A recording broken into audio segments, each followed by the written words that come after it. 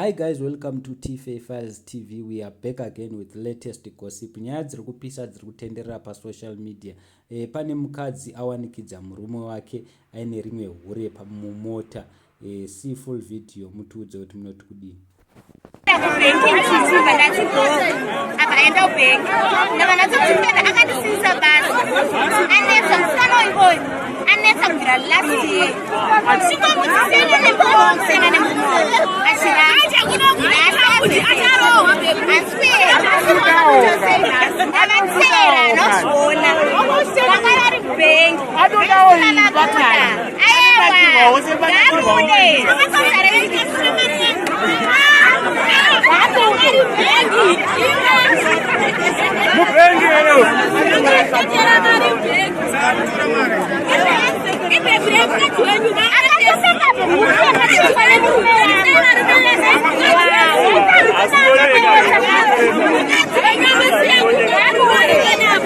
Polisi basa endere. Polisi dayo msangano wechipusi wa mhanya. Azina basa.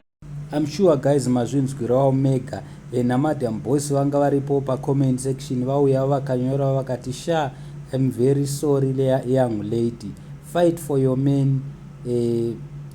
Buda dikita chairo kana zvaramba wosiyana nazvo wogara kumba kwako wakazvinyararira hako kusona musoro muromo chaiko. Mumwe munhu akati this is why our parents educated us kuti murume haarayirwe. Truth is small house rine zvibindi anotoroverwa murume wemunhu akabiswa maziso akaiswa embudzi all for murume ane kadora. Zvonyadzisa hazvo. Akauya akati women need to learn self-respect and self-love before getting married, cause you end up being in fights daily, cause the wife ndiye acharowa daily, cause mahure haapere. Mumwe munhu adedzera kudaro. Mumwe munhu akati I can't wait to marry someone ane drama kudai, handibhadhare kana DSTV. Mumwe munhu akati kurwira chocolate stick here kuda drama iri. Mumwe munhu akati hakuna murume ane mota asingahure, chokwadi chaicho. Kana uchiti ndikunyepa ndipei basa as a PI and I will deliver the evidence. Mumwe munhu akati mukadzi musvinu kudai. Mumwe munhu akati eish mukadzi uyu ane chidumbu hake jealous down. Mumwe munhu akati exactly siyai mahure vanhu ava vachazorora havo musazvinetse. Mumwe munhu akati the problem is fighting for people who are not worth the fight or who would never be willing to fight for you. Mumwe munhu akati hanzi basa repolisi nderei dai uri musangano weCCC yamhanya. Ndozvataurwa nemumwe munhu. Mumwe munhu akauya akati sometimes vakadzi tozvinyadzisa nezvisina basa, ko kana ukaswika murume wako achiti I want divorce uchaita sei?